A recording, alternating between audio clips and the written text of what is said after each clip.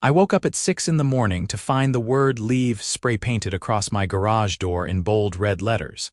Each character dripping like blood down the white surface I had just repainted 3 months ago. My coffee mug nearly slipped from my hand as I stood there in my driveway in Scottsdale, Arizona, staring at the vandalism that had transformed my peaceful Tuesday into what would become the most bizarre confrontation of my life. The morning air was already warming up, promising another scorching day in the desert, but I felt cold as I walked closer to examine the damage. The paint was still slightly tacky, which meant this had happened sometime in the night, probably in the early morning hours when the streets were empty and everyone in the Sunset Ridge community was asleep. I pulled out my phone and took several photos from different angles, making sure to capture the way the paint had pooled at the bottom of each letter, the overspray that had misted onto my concrete driveway, and the small red droplets that led away from the garage before disappearing. This was not my first problem with the homeowners association, but it was definitely the most aggressive. My name is Marcus Webb, and I had moved into this supposedly peaceful subdivision 2 years ago after my divorce, thinking a fresh start in a quiet neighborhood would help me rebuild my life. I worked as a software engineer for a tech company downtown, kept to myself mostly, and tried to follow the HOA rules even though some of them seemed absolutely ridiculous. But apparently my efforts were not good enough for Patricia Morrison, the HOA president who had made it her personal mission to make my life miserable.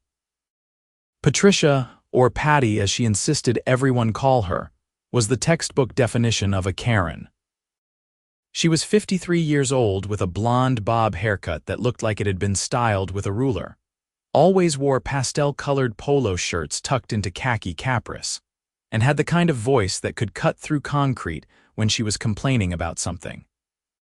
She lived 3 houses down from me with her husband Gerald, a quiet man who worked in insurance, and seemed to spend most of his time trying to be invisible whenever his wife was on one of her crusades.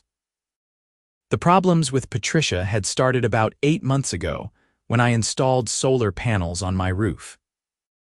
I had submitted the proper architectural review forms, waited the required 30 days, and received written approval from the HOA board.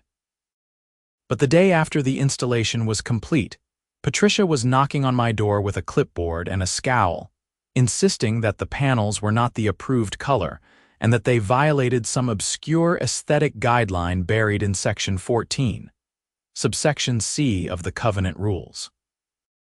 I showed her the approval letter with her own signature on it, but she just pursed her lips and said the board would be reviewing my installation at the next meeting.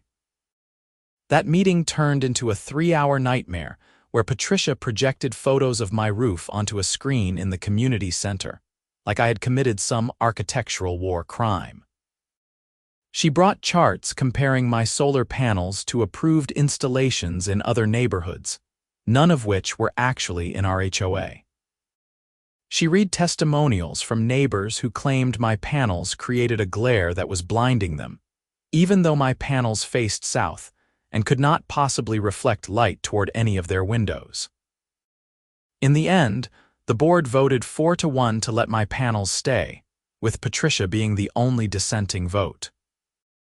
Her face had turned the color of a tomato when the vote was announced, and she had gathered her materials and left without saying another word. After that, the violations started coming regularly. My trash cans were visible from the street for 20 minutes after the scheduled pickup time, which violated Section 9, subsection A. My mailbox had a small rust spot that was an eyesore to the neighborhood, according to Section 12. My grass was 1/4 of an inch too tall during the summer monitoring period. Each violation came with a fine ranging from $50 to $200, and each one required me to provide photographic evidence of correction within 14 days or face additional penalties. I fought every single one. I took time-stamped photos of my trash cans being placed in my side yard within minutes of the pickup. I documented that my mailbox was aluminum and could not rust, and what Patricia had seen was a shadow in her photo. I hired a professional lawn service to measure my grass height and provide a certified statement that it was within compliance. Each time, the violations were dismissed by the rest of the board, and each time, Patricia seemed to become more furious. The situation escalated 2 months ago when I adopted a dog from the local shelter. Rex was a 3-year-old German Shepherd mix who had been abandoned by his previous owners, and he was the gentlest, most well-behaved dog I had ever met. I walked him twice a day, always cleaned up after him, and made sure he never barked excessively or bothered the neighbors. But within a week of bringing Rex home, I received a violation notice claiming that my dog was a dangerous breed and violated the HOA pet policy. I read through the entire pet policy section, all 15 pages of it, and nowhere did it list German Shepherds or any specific breeds as prohibited. The policy only stated that aggressive animals or animals that posed a danger to the community were not allowed. I got a letter from my veterinarian confirming that Rex had no history of aggression, completed the Canine Good Citizen certification with him, and even invited the board members to meet Rex in person to see how friendly he was. 3 board members took me up on the offer and immediately agreed that Rex was not a problem. Patricia refused to meet him and instead submitted a packet of news articles about German Shepherds attacking people in various cities across the country, none of which had anything to do with Rex or even dogs that looked like him. She demanded that I remove the animal within 30 days or face daily fines of $100. The board voted down her proposal, and she actually stood up during the meeting and accused them of showing favoritism and not taking their responsibilities seriously. Now, standing in my driveway looking at the spray-painted message on my garage, I knew exactly who was responsible. The question was how to prove it. I called the Scottsdale Police Department non-emergency line and explained the situation. The dispatcher told me an officer would be out within the hour to take a report. While I waited, I checked my security cameras, which I had installed specifically because of the ongoing HOA harassment. I had one camera covering the front of the house and one covering the driveway and garage area. I pulled up the footage on my phone and scrolled through the timeline. At 2:47 in the morning, a figure appeared at the edge of my driveway. The person was wearing dark clothing and a baseball cap pulled low, making identification difficult. They looked around nervously, then quickly approached my garage with something in their hand. The spray painting took less than 3 minutes. The person worked quickly, making the letters in smooth, practiced strokes. When they finished, they jogged back the way they had come, heading in the direction of Patricia's house. The video quality was not great in the darkness, and I could not make out facial features, but I could tell it was definitely a woman based on the body shape and movement. The person was about 5 feet 5 inches tall, which matched Patricia's height. But that would not be enough to prove anything. I needed more concrete evidence. Officer Ramirez arrived at 7:30, a young cop with a professional demeanor who took his time examining the garage and taking his own photos. I showed him the security footage, and he watched it several times, zooming in on different parts of the video. "Do you have any idea who might have done this?" he asked, pulling out a notepad.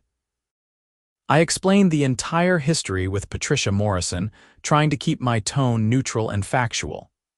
I told him about the violations, the harassment, the board meetings, and the escalating tensions. Officer Ramirez wrote everything down, occasionally asking clarifying questions. "The thing is," I said, "I know it was probably her, but I cannot prove it from the video alone. Is there any way to get evidence from the scene, like fingerprints or DNA or something?" Officer Ramirez looked thoughtful. "There might be." If the perpetrator left the spray paint can nearby, we could potentially get prints or DNA from it. Did you see a can anywhere in the area? I had not thought to look. We walked around the perimeter of my property, checking the bushes, the side yards, and the street. Officer Ramirez found it about 50 feet from my driveway, tossed into the decorative rocks of a neighbor's xeriscaped front yard. The can was red Rust-Oleum spray paint, the same bright red that was now decorating my garage. He pulled on a pair of latex gloves and carefully picked it up by the very bottom edge. "We will send this to the lab for processing," he said, placing it in an evidence bag. "If there are any recoverable prints or DNA, they will find it. But I have to warn you, processing can take weeks or even months depending on the backlog, and that is only if they prioritize it. For a property crime like this, it might not be high on the list." "I understand," I said. "I just want the truth on record." Officer Ramirez finished his report and gave me a case number for my insurance. He told me to contact him if I remembered anything else, or if any other incidents occurred. After he left, I stood in my driveway for a long moment, looking at the damage and feeling a mix of anger and exhaustion. I had moved here for peace, and instead, I had found myself in the middle of a petty war with a woman who seemed to have nothing better to do than make my life difficult. My phone rang. It was my friend and coworker, Jason, calling to see if I wanted to grab breakfast before work. I told him I would be late and explained what had happened. Jason had heard all my HOA horror stories over the past months and had been encouraging me to either move or lawyer up. "Man, this is getting out of hand," he said. "You need to do something serious about this. You cannot just keep taking this abuse." "I know," I said. "I am documenting everything. I have photos, videos, copies of all the violation notices, records of all the board meetings. If this goes to court, I will have a solid case." "If it goes to court." "Marcus, someone vandalized your property. This is already criminal. You need to go on the offensive." He was right, but I also knew that escalating the situation could make things worse. Still, I could not just keep being a punching bag. I decided that once I got the results back from the police lab, I would take whatever legal action was necessary. I spent the next hour scrubbing the spray paint off my garage door with paint thinner and a lot of elbow grease.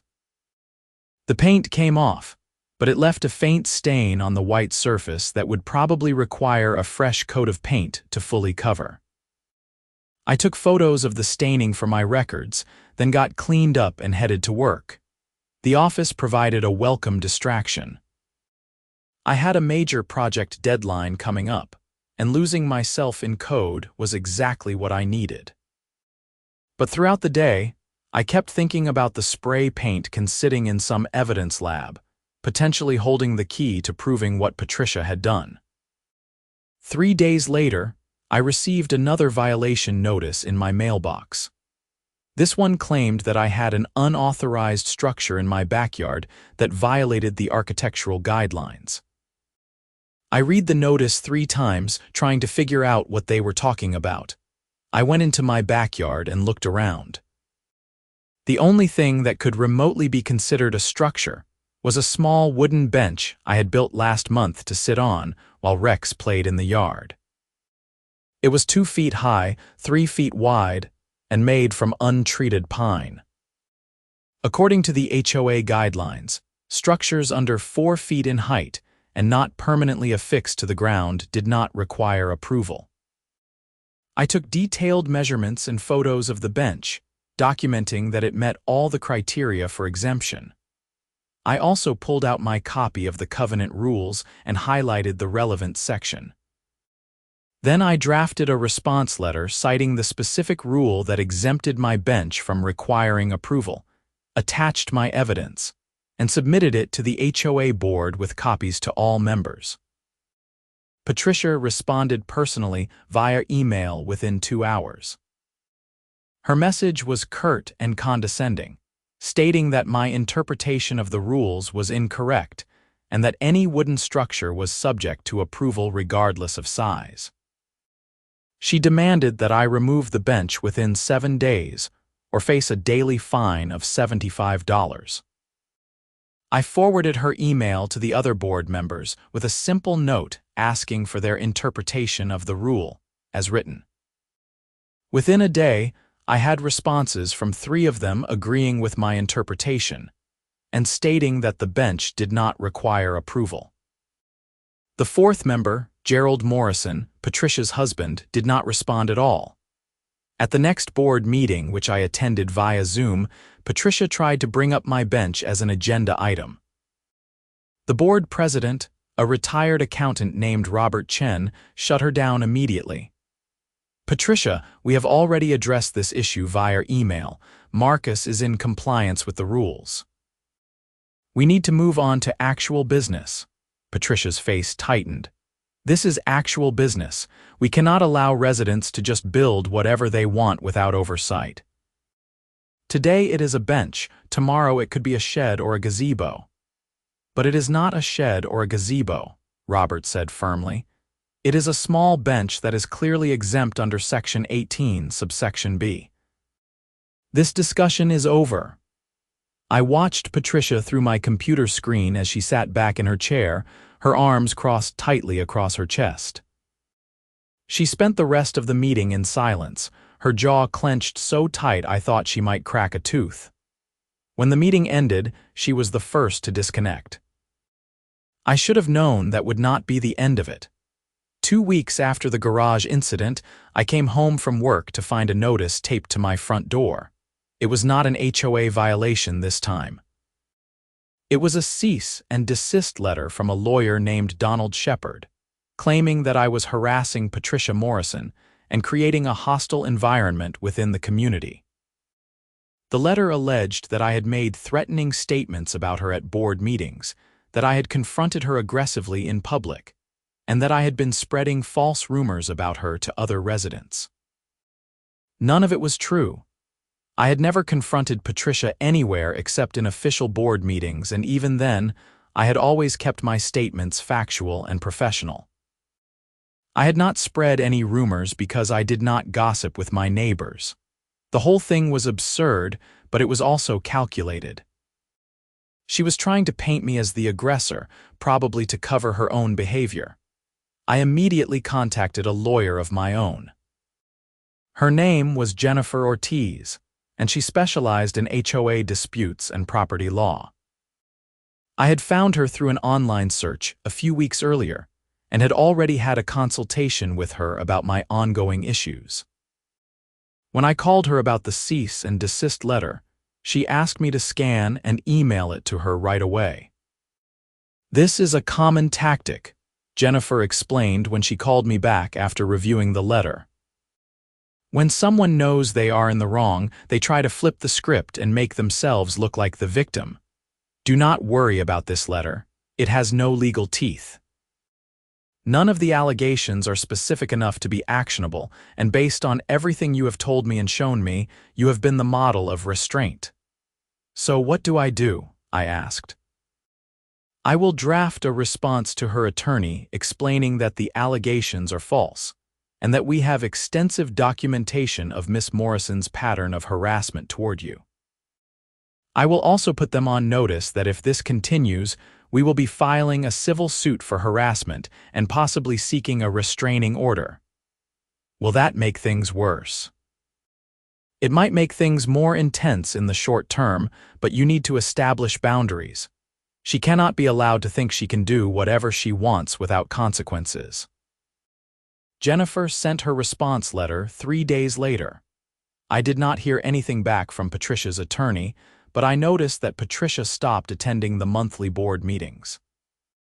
Gerald continued to show up, sitting quietly and voting on routine matters, but he never brought up any issues related to my property. 5 weeks after the spray painting incident, I got a call from Officer Ramirez. His voice sounded more energetic than the last time we had spoken. "Mr. Webb, I have an update on your case." The lab was able to recover DNA from the spray paint can. My heart started beating faster. Really, that is great. Were they able to match it to anyone? That is the interesting part. They ran the DNA through the criminal database and did not get any hits, which means the person who left the DNA does not have a criminal record. However, I reached out to you because if you can get a voluntary DNA sample from your suspect, we can have the lab compare it. Or if you have strong enough evidence to support it, we might be able to get a warrant for a sample. I thought about that. Patricia would never voluntarily give a DNA sample. But a warrant would require probable cause, and I was not sure my evidence was strong enough. I explained this to Officer Ramirez. Here is another option, he said. If you can obtain a discarded item that might contain her DNA, like a drinking glass or a cigarette butt, that could potentially be used for comparison. It is a legal gray area, but if the item was abandoned in a public place or somewhere you had legal access, it might be admissible. That gave me an idea.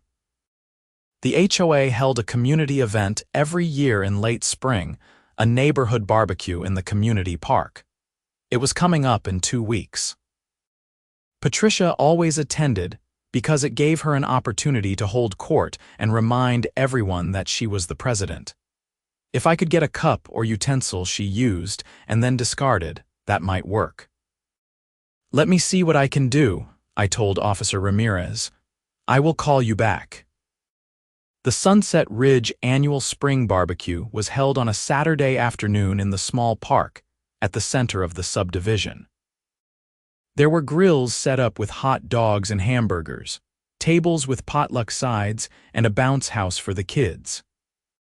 About 60 people showed up, which was a decent turnout for a community of 200 homes.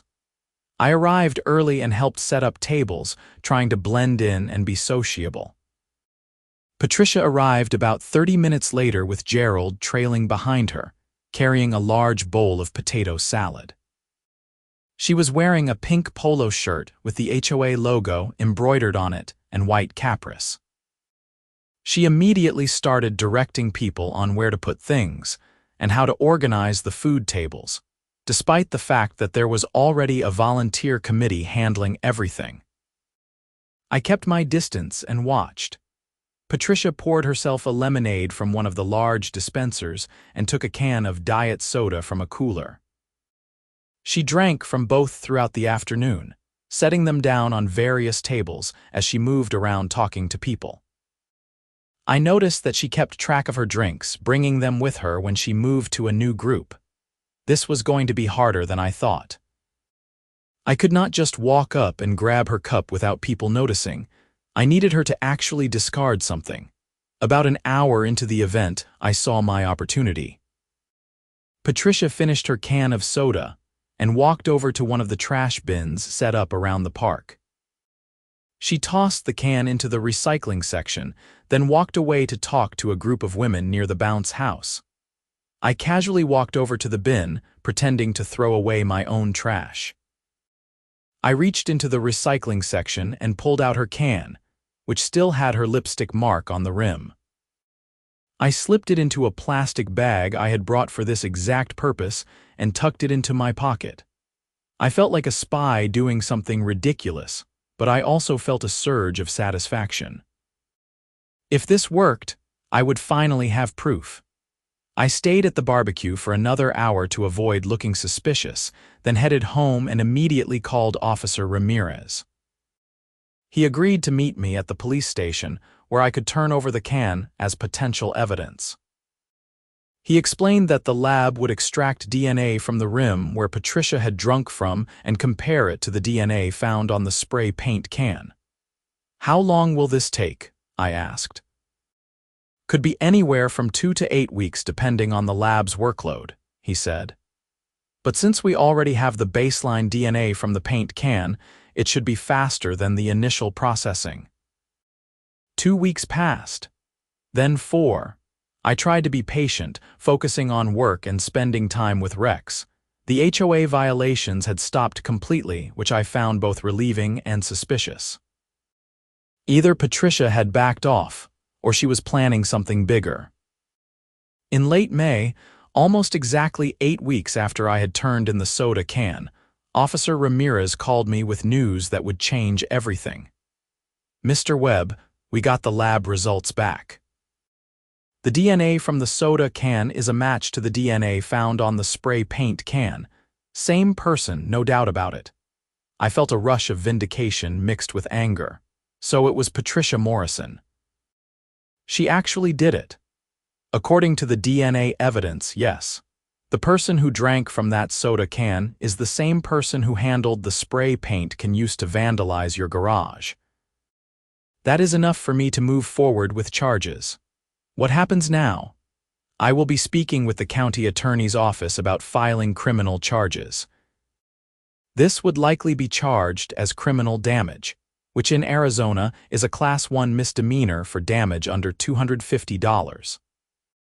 She could face up to 6 months in jail and a fine up to $2,500, though first-time offenders usually get probation and restitution. Will you be arresting her? Possibly. The county attorney will make that decision. More likely, she will be issued a summons to appear in court. I will keep you updated as things progress. In the meantime, I would recommend increasing your security measures and documenting any further contacts she has with you. That evening, I called Jennifer Ortiz and told her about the DNA match. She was thrilled. This is exactly what we needed. Not only does this support criminal charges, but it also gives us ammunition for a civil suit. You can sue her for the cost of repairs, for emotional distress, and potentially for the pattern of harassment. We could also pursue a restraining order to keep her away from you and your property. I want to move forward with whatever makes sense, I said. I am tired of being the victim in this situation. Let me put together a demand letter first. We will outline the damages and demand compensation. If she refuses or fails to respond, we will file suit. Given the criminal charges, she might be motivated to settle. 3 days later, Patricia Morrison received a visit from Officer Ramirez. I was not there, of course, but I heard about it from my neighbor David, who lived next door to Patricia and had seen the police car in her driveway. According to David, Officer Ramirez spent about 30 minutes at the house, and when he left, Patricia and Gerald were standing in their doorway looking shell-shocked. That evening, I received an email from Robert Chen, the HOA board president. He asked if I could attend an emergency board meeting the following evening via Zoom. He did not give any details, but I had a feeling I knew what it was about. The emergency meeting started at 7 in the evening. All 5 board members were present, including Patricia, though she looked like she had not slept in days. Her hair was not as perfectly styled as usual, and she was not wearing makeup.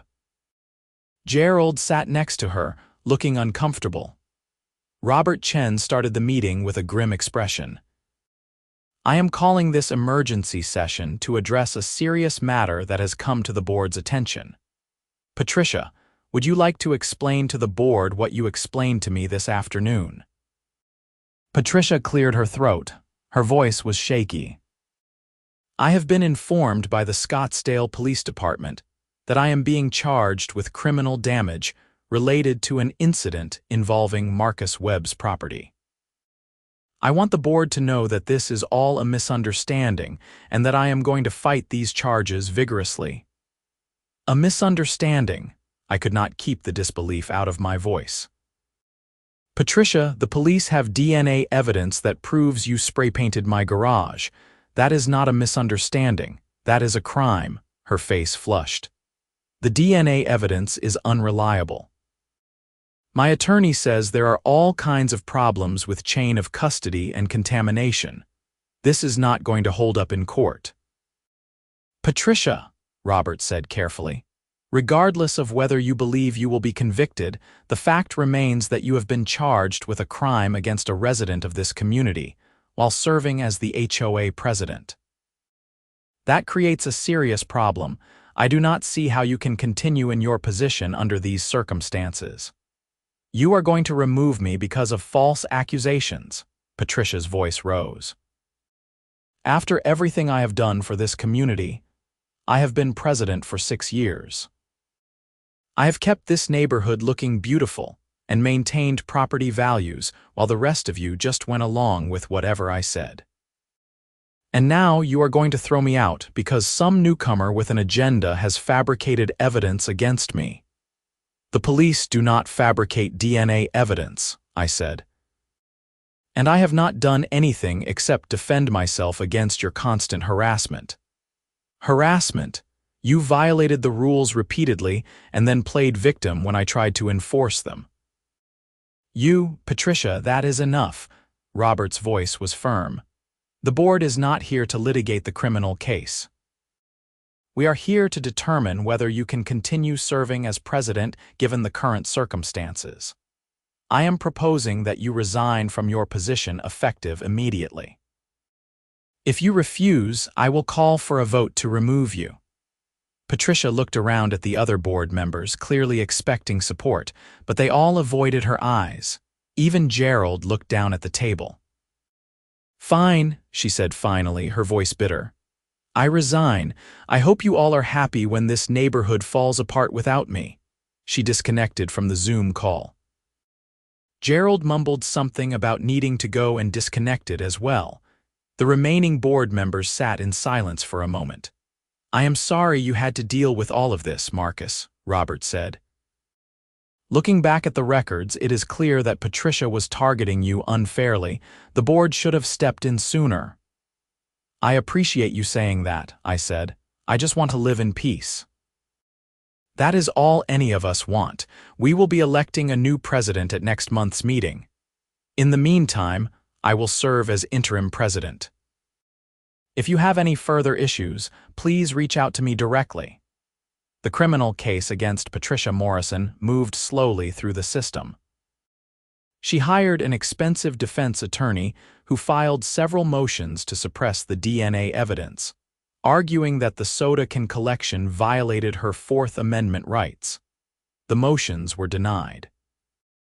The DNA had been collected from an item she had voluntarily discarded in a public place, which meant she had no reasonable expectation of privacy. Her attorney then tried to argue that the DNA match was not conclusive, bringing in an expert witness to testify about the possibility of contamination or error. But the state's expert countered with testimony about the lab's procedures and the extremely low probability of a false match. The judge was not swayed by the defense's arguments. Throughout the process, I was updated regularly by the county attorney's office. They asked me to provide victim impact information, which included the cost of repairing my garage, the time I had spent dealing with the incident, and the emotional toll of being targeted and harassed. I kept it factual and straightforward, avoiding hyperbole. In August, 3 months after the DNA results had come back, Patricia accepted a plea deal. She pled guilty to 1 count of criminal damage in exchange for the prosecutor's recommendation of probation. At the sentencing hearing, which I attended in person, the judge ordered her to serve 18 months of supervised probation, pay full restitution for the damage to my garage, complete 100 hours of community service, and attend anger management counseling. The judge also issued a permanent order of protection prohibiting Patricia from having any contact with me or coming within 300 feet of my property. If she violated the order, she could be arrested immediately. Patricia stood before the judge looking small and defeated as the sentence was read. Gerald sat in the back of the courtroom, his face expressionless. When the hearing ended, they left quickly without speaking to anyone. I felt a complex mix of emotions watching her leave. Part of me was satisfied that justice had been served. Part of me felt sorry for her, wondering what had driven her to such irrational behavior. But mostly, I just felt relieved that it was over. The civil case took longer to resolve. Jennifer filed a lawsuit against Patricia Morrison seeking damages for the vandalism, for the emotional distress caused by her harassment campaign, and for the legal fees I had incurred defending myself against her false accusations. We had extensive documentation of everything she had done, from the frivolous violation notices to the cease and desist letter to the criminal act itself. Patricia's attorney tried to mount a defense, arguing that the HOA violations were legitimate enforcement actions and that Patricia had been acting in her official capacity. Jennifer tore that argument apart, demonstrating that Patricia had violated the HOA's own procedures by issuing violations that contradicted the written rules, and by refusing to accept the board's decisions when they went against her. The case never went to trial. In November, almost 8 months after the spray painting incident, Patricia's attorney reached out to negotiate a settlement. Patricia agreed to pay me $15,000 to cover my actual damages, emotional distress, and legal fees. She also agreed to a permanent injunction barring her from filing any future HOA violations against my property unless approved by a majority vote of the board. I accepted the settlement. The money meant less to me than the principal. Patricia Morrison had spent months trying to drive me out of my home, and instead, she had lost her position, gained a criminal record, and ended up paying for her actions in multiple ways. Life in Sunset Ridge gradually returned to normal after Patricia's resignation. Robert Chen was elected as the new permanent HOA president, and he immediately implemented reforms to make the violation process more transparent and fair. Residents were now given a warning period before fines were issued, and all violations had to be reviewed by at least 2 board members before being sent out. The changes were overwhelmingly popular. Patricia and Gerald's house went on the market in December. I heard through the neighborhood grapevine that they were moving to Tucson to be closer to their daughter. I saw them loading a moving truck one morning in January, and Gerald gave me a small wave as he carried boxes to the truck. Patricia stayed inside the house and never looked in my direction. They were gone by the end of the month. A young couple with 2 small children bought the house and moved in during February. They introduced themselves to me one evening when I was walking Rex, and they seemed friendly and normal. The wife mentioned that they had heard there had been some drama in the neighborhood before they moved in, but that everyone they had met so far had been wonderful. I just smiled and said that things had settled down recently. As spring arrived and the Arizona desert bloomed with wildflowers, I found myself genuinely enjoying my home for the first time since moving to Sunset Ridge. I had made friends with several neighbors, including David next door and a retired couple down the street, who invited me over for dinner regularly. Rex had become a neighborhood favorite, and kids would often ask if they could pet him during our walks. The solar panels I had fought so hard to keep were saving me hundreds of dollars on electricity bills during the brutal summer months.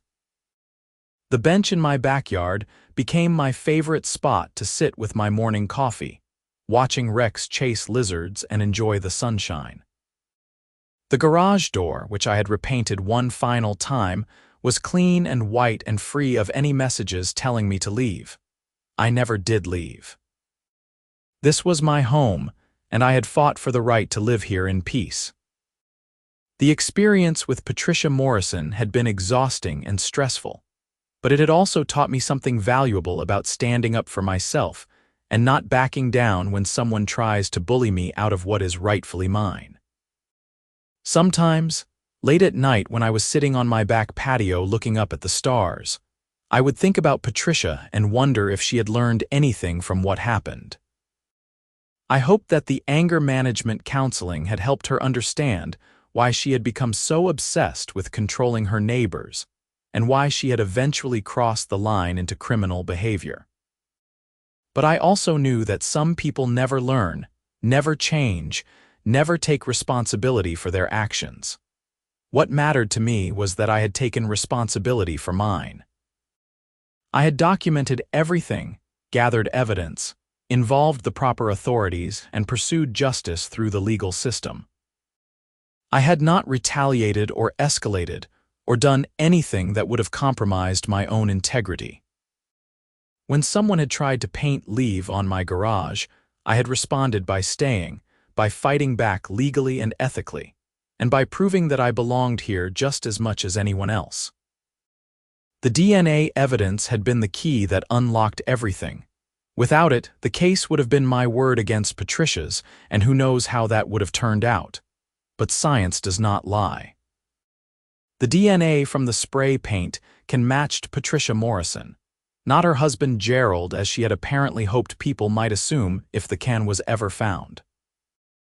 Her own genetic material had been her undoing, transferred from her hands to the metal surface of the can as she shook it and sprayed it across my garage door in the dark hours of that morning. I often wondered what had been going through her mind that night. Had she planned it carefully, or was it a spontaneous act of rage after yet another board meeting where her decisions were overruled? Had Gerald known what she was doing, or had she snuck out of the house while he was sleeping? Had she felt powerful in that moment, striking back at someone she saw as her enemy? Or had she felt scared and guilty, knowing she was crossing a line she could never uncross? I would never know the answers to those questions because the order of protection meant we could never speak to each other again. And honestly, I was fine with that. I had no desire to understand Patricia Morrison or to hear her explanations or excuses. Some people come into your life as lessons about what to avoid, and she had certainly been that for me. The following year brought new challenges and new joys that had nothing to do with HOA drama. I got promoted at work, which came with a significant raise and the ability to work from home 3 days a week. I started dating again, meeting a woman named Sarah through a hiking group who shared my love of the outdoors and German shepherds. Rex became certified as a therapy dog, and we started volunteering at a children's hospital on weekends. The Sunset Ridge community continued to thrive under new leadership. Property values increased, not because of aggressive rule enforcement, but because people genuinely wanted to live in a neighborhood that was well-maintained yet reasonable about regulations. The annual barbecue became even more popular, with attendance nearly doubling. No one spray-painted anyone's garage. I kept all the documentation from my ordeal with Patricia Morrison in a folder in my home office, just in case I ever needed to reference it. But as time passed, I looked at it less and less. The incident became something that had happened to me rather than something that defined me. I was not the guy who had been targeted by a crazy HOA president. I was just Marcus, a software engineer with a dog and solar panels and a handmade bench in the backyard. On the 2-year anniversary of the spray painting incident, I woke up early and went out to look at my garage door. It was still clean and white, though it needed repainting again because the Arizona sun was harsh on everything. I decided I would repaint it that weekend, maybe a different color this time. Maybe something cheerful like light blue or sage green. Something that would make me smile every time I pulled into my driveway. As I stood there with my coffee, Rex came bounding over and sat next to me, leaning his warm body against my leg. The morning air was cool and pleasant, the sun just starting to rise over the mountains in the distance. Somewhere in the neighborhood, I could hear sprinklers turning on and birds beginning their morning songs. It was peaceful and ordinary and exactly what I had wanted when I moved here. The DNA evidence had given me justice, but time had given me something better. The ability to move on and to recognize that Patricia Morrison's actions said everything about her and nothing about me. I had not done anything wrong by installing solar panels or adopting a rescue dog or building a small bench in my own backyard. I had simply been living my life, and her inability to control that had driven her to make choices that destroyed her own life instead. In the end, leave had been written on my garage, but Patricia had been the one who left. The irony was not lost on me. I finished my coffee and went inside to get ready for work, Rex trotting along beside me. It was going to be a good day. Most days were good now. The drama and stress of those months felt like a distant memory, a story I could tell at dinner parties that would make people shake their heads in disbelief. But it was more than just a story. It was a reminder that standing up for yourself matters, that documentation and evidence matter, and that the truth eventually comes out even when someone tries to hide it. Years later, I would still occasionally get questions from new neighbors about what had happened with the previous HOA president. The story had become part of the neighborhood lore, passed around in whispered conversations and online forums. I always kept my explanation brief and factual, not wanting to relive it or to speak badly about someone who was no longer part of my life. But privately, I remained grateful for how everything had unfolded. The DNA testing, the legal process, the ultimate resolution had all reinforced my faith that the system could work if you engaged with it properly. I had not taken justice into my own hands.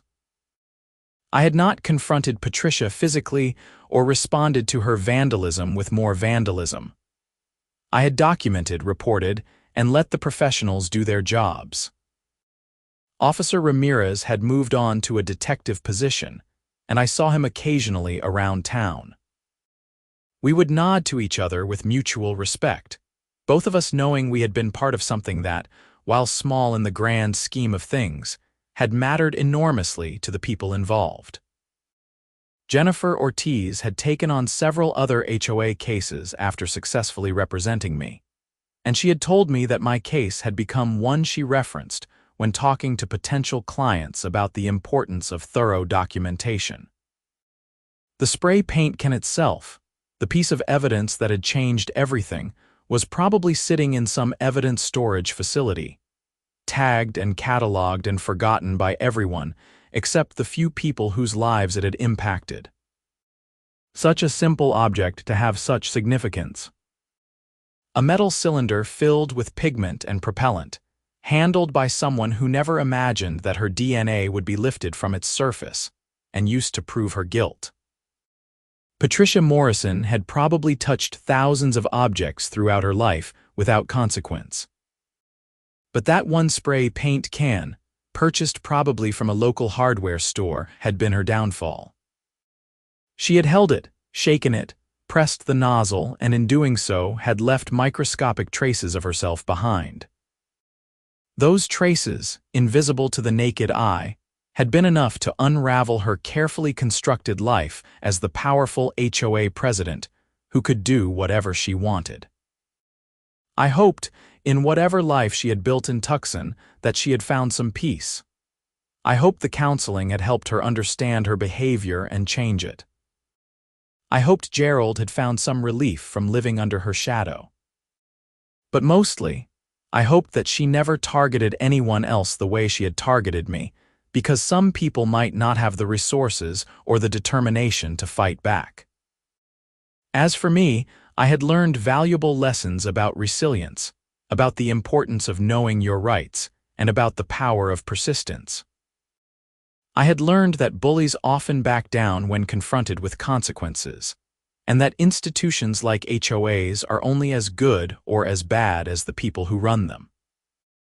I had learned that community matters, that neighbors can become allies, and that sometimes the fight is worth it even when it seems exhausting. The word leave had been meant to intimidate me, to make me feel unwelcome and unsafe in my own home.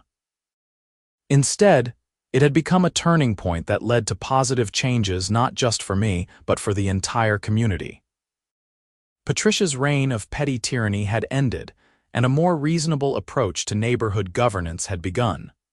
The violation notices had become less frequent and more justified. The board meetings had become more collaborative and less confrontational. The community had become an actual community rather than a fiefdom ruled by one person's whims. I never regretted staying. I never regretted fighting back. And I never regretted the day I decided to collect that soda can from the recycling bin at the community barbecue, because that decision, slightly uncomfortable and awkward as it felt at the time, had been the catalyst for everything that followed. In quiet moments, when I reflected on the entire experience, I realized that the story was not really about spray paint or DNA or even about Patricia Morrison. It was about home and what that word means.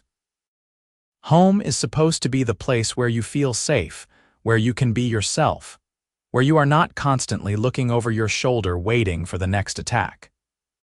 For a while, Patricia had stolen that feeling from me.